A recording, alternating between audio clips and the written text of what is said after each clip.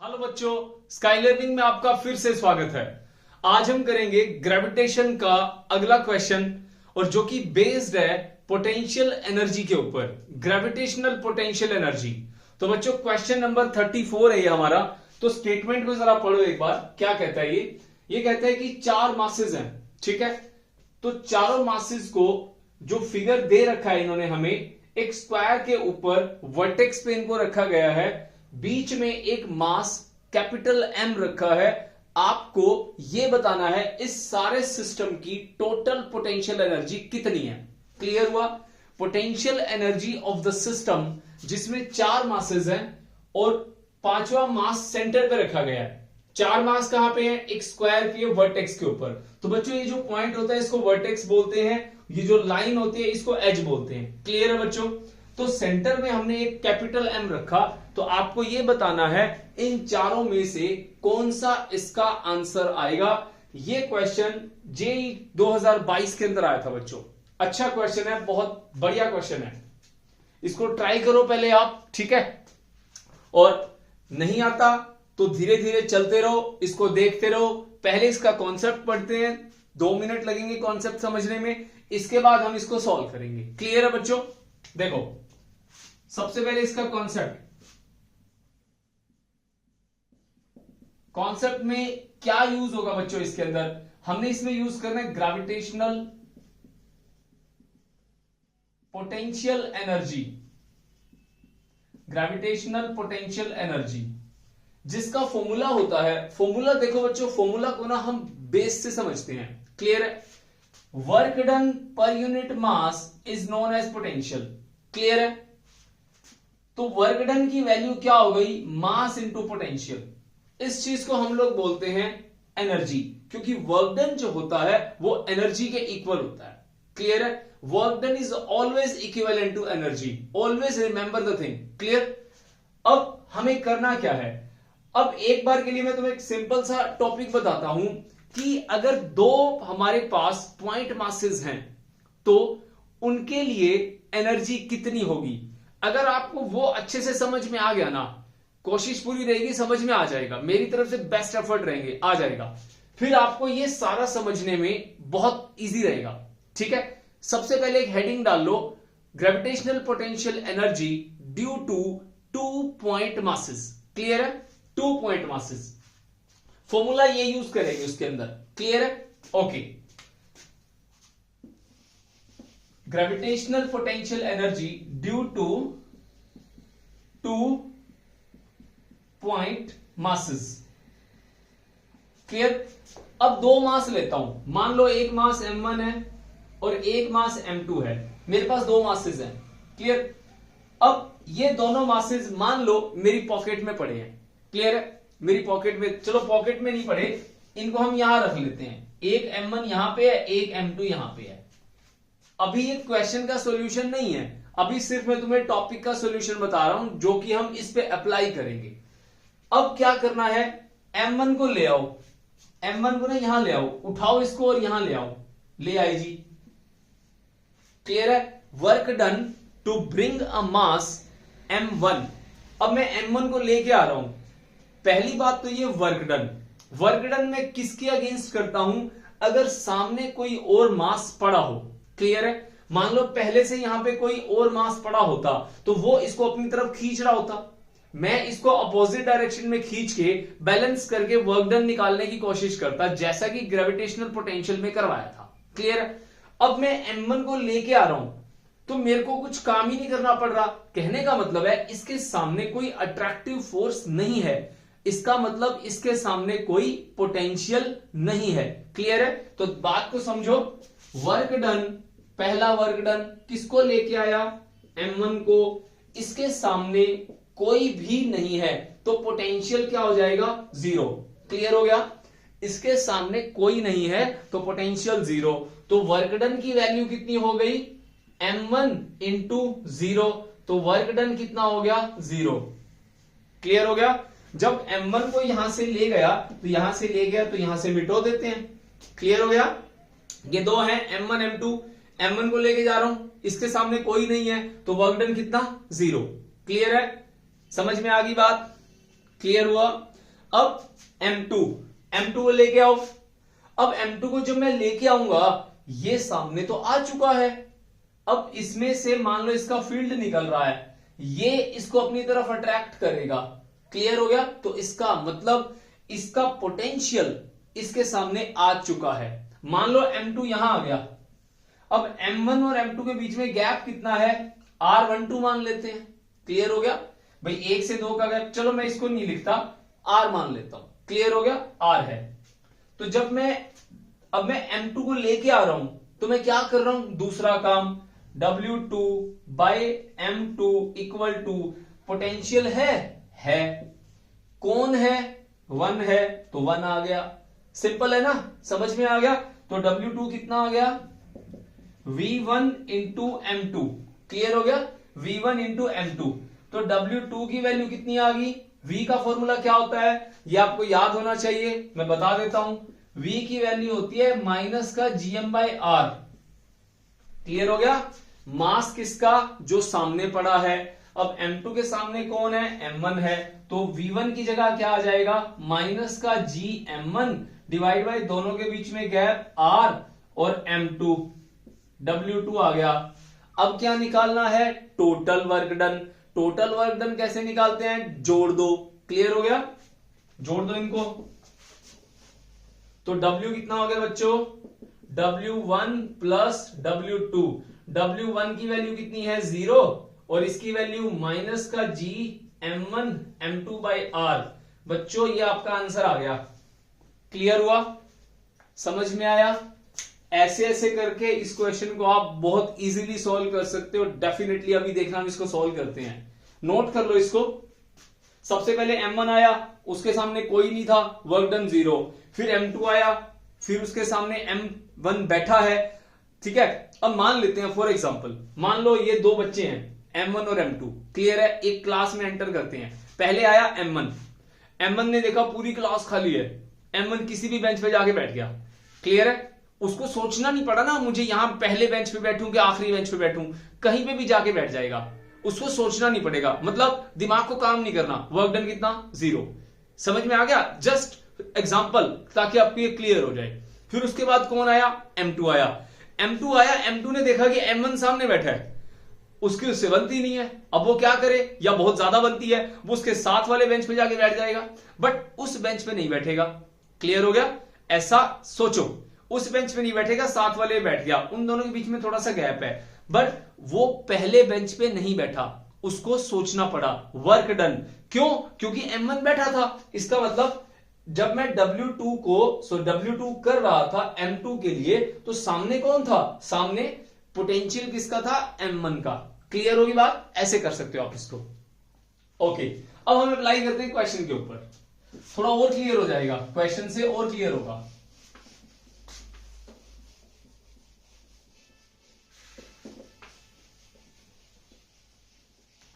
Okay, कितने charges हैं, नाम दे दो इसके, 1 2 3 4, बीच में कौन सा है, 5वां। क्लियर हो गया, 5 चार्जेस हैं। सबसे पहले M1, सेम वही कॉन्सेप्ट यूज करूंगा जो अभी 2 मिनट पहले कराया। 5 जने हैं भाई, 5 जने। सबसे पहले आया जी W1, किसको लेके आया, पहले वाले को, बाय M1 की वैल्यू कितनी है, M है, जस्ट समझने के लिए चलो मैं इसको M लिख लेता हूं। सबसे पहले M आया।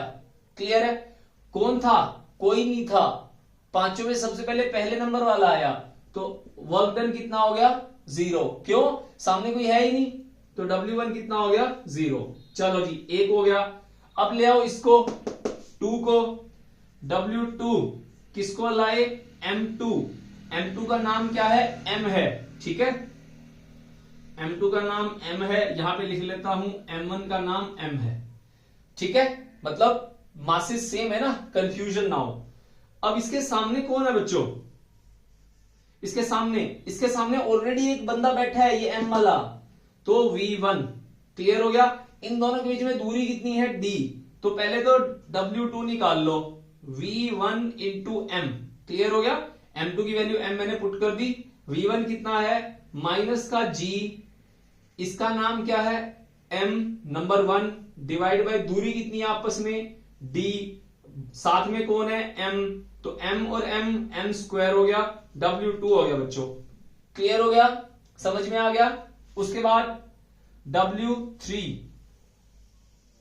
तीसरा आया। अब जब तीसरा आया ना, आप एक बार इनको भूल जाओ, 4 और 5 को। क्लियर हो गया, तीसरा आया, तीसरे के सामने कौन है, दूसरा भी है, फिर कौन है, पहला भी है। क्लियर हो गया, W3/M3 सामने कौन है, 1 भी है 2 भी है। क्लियर हो गया ना, एक एक करके लाना है सबको, इकट्ठा नहीं, फिर समझ में नहीं आएगा। तो W3/M, V1 की वैल्यू कितनी, -GM डिवाइड बाय, अब इसकी इससे दूरी कितनी है, ये वाला कितना है, ये √2D, ठीक है ना, right angle, D square Pythagoras लगा दो, कितना आ गया, √2D।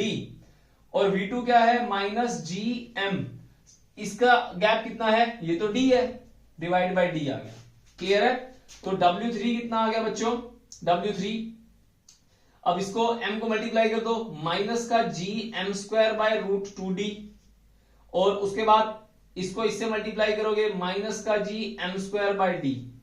क्लियर हो गया, 1 आ गया, 2 आ गया, 3 आ गया, समझ में आ रहा है, एक एक करके लेके आ रहे हैं सबको। अब किसको लाएंगे, नंबर 4 को लेके आओ। तो डायग्राम मुझे थोड़ा रब करना पड़ेगा बच्चों, इसको मैं यहां बना देता हूं, ठीक है। M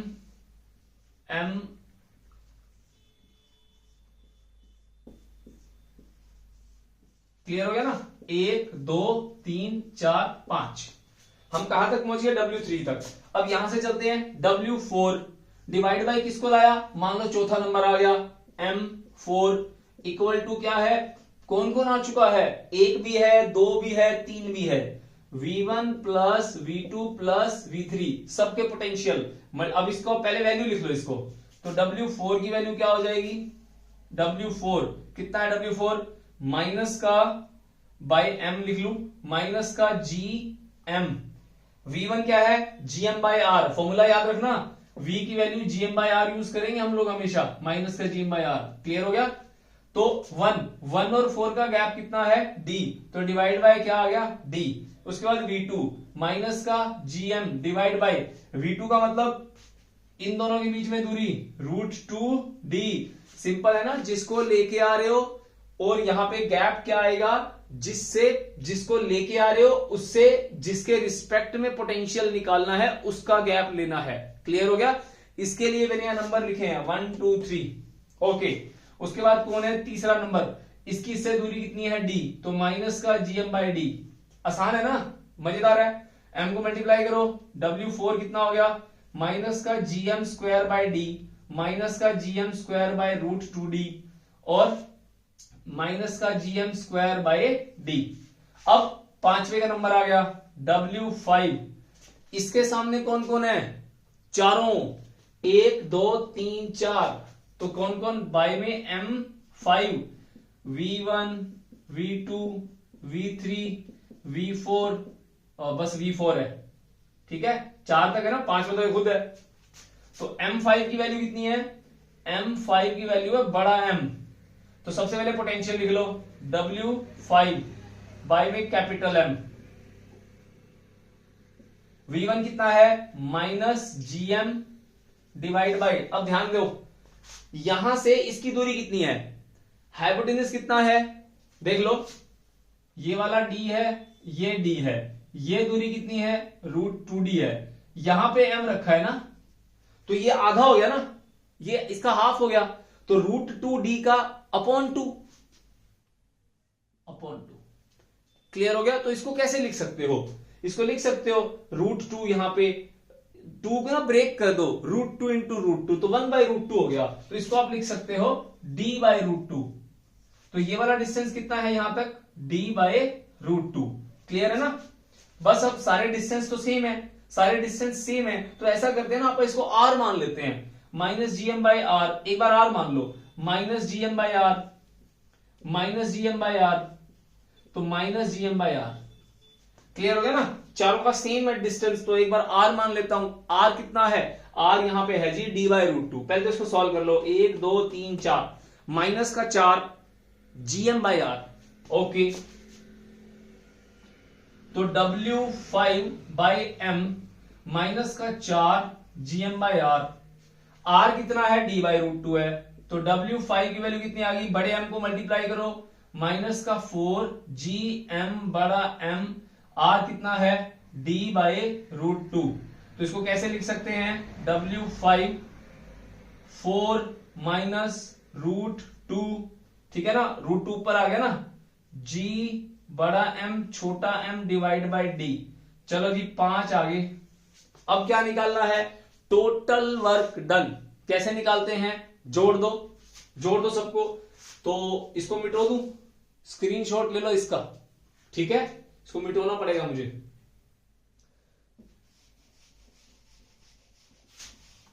पांचों को ऐड करा दो। तो W net W1 plus W2 W3 W4 W5 जोड़ दो। तो W नेट कितना आ गया? W1 कितना है? 0 प्लस W2 कितना है? W2 ये वाला है ना, मैं डब्बे में डाल देता हूं सबको। W2 और W3 W4, ठीक है, पांचों बॉक्सेस को ऐड करा दो। माइनस का GM², तो प्लस की जगह माइनस लिख देता हूं क्योंकि प्लस माइनस माइनस होगा, GM²/D। उसके बाद ये वाले भाई साहब माइनस का GM²/√2D माइनस का GM²/D। फिर ये वाला माइनस का, तो वैसे तो सॉल्व कर सकता था इसको, चलो लिख दो अब तो, GM²/D। फिर ये वाला नंबर माइनस का GM²/√2D। फिर उसके बाद अगला माइनस का GM²/D। फिर ये वाला माइनस का 4√2 G/M छोटा m divide by D। Clear हो गया? समझ में आ गया ना? ये हमारे पास नेटवर्क डन आ गया। देखो बच्चों ये सेम है, ये 1 2 3 4, ये चारों सेम है ना, चारों को जोड़ दो तो कितना आ जाएगा? इसको मिटा दो अब ना।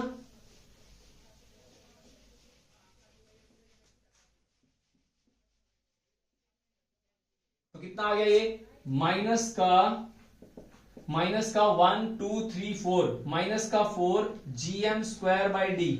उसके बाद एक ये वाली टर्म और एक ये वाली टर्म, ये दो बार है, तो माइनस का 2 GM²/√2D। क्लियर है? उसके बाद ये माइनस का 4√2 GMM divide by D। Okay, अब कॉमन क्या आ रहा है बच्चों? GM GM GM GM। उसके बाद माइनस का साइन कॉमन आ रहा है सब में, छोटा d अपॉन में, ब्रैकेट बंद करो, 4 यहां बचेगा प्लस क्योंकि माइनस कॉमन है, GM बाहर जा चुका है, 2 छोटू m डिवाइड बाई क्या बचेगा हमारे पास? अब डिवाइड बाई करने की जरूरत ही नहीं है ना क्योंकि √2 से कट सकता है। यहां क्या हो जाएगा? √2 हो जाएगा, यहां √2 हो गया और ये मैं इसको काट रहा हूं। क्लियर हो गया? ये बाहर आ गया तो ऊपर बचेगा √2, ठीक है, √2 बच गया ना, √2 इंटू √2 कर दिया, GM D बाहर जा चुका है, ब्रैकेट बंद कर दो, ठीक है, और यहां क्या बचेगा? यहां बचेगा प्लस और 4√2 बड़ा M बचेगा क्योंकि ये वाला तो बाहर चले गए, जो बच गया ये। तो बच्चों ये हमारे पास W नेट आ गया। अब देख लो कौन सा ऑप्शन तुम्हारा मैच कर रहा है, वो हमारा आंसर आ जाएगा। पहला ऑप्शन GM/D 4 प्लस √2M, ठीक है, तो M इसका भी होगा ना, ये M बाहर आएगा क्योंकि यहां पे एक M गया ना, एक M इसका एक इसका बाहर आ गया, कॉमन आ गया, ठीक है, बस ब्रैकेट्स मैच कर गया, ये भी मैच कर गया, बाकी की हमें जरूरत नहीं है, हमारा आंसर आ गया। क्लियर हुआ? समझ में आ गया? तो क्या किया मैंने यहां पे? सबसे पहले मैंने यहां पे 2 पॉइंट चार्जेस मान लिए बच्चों। क्लियर है? 2 पॉइंट चार्जेस के अंदर क्या है? पहले M1 आया, कोई नहीं था, वर्क डन 0। M2 आया, सामने M1 है, पोटेंशियल 1। तो ऐसे कर करके हमने 5 वर्क डन निकाले हैं, पांचों को जोड़ दो, आपका फाइनल आंसर आ जाएगा। क्लियर हो गया बच्चों? तो मिलते हैं अगले लेक्चर के अंदर अगले कोई नए कॉन्सेप्ट के साथ। तब तक के लिए बाय बाय, टेक केयर।